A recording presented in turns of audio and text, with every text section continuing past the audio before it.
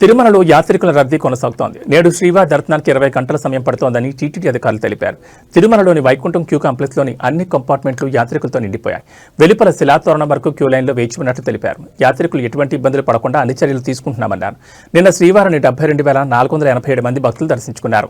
29,500 మంది భక్తులు తలనీలాలు సమర్పించుకున్నారు. శ్రీవారి హుండీ ఆదాయం 4.52 కోట్లు వచ్చిందని టీటీడీ అధికారులు తెలిపారు.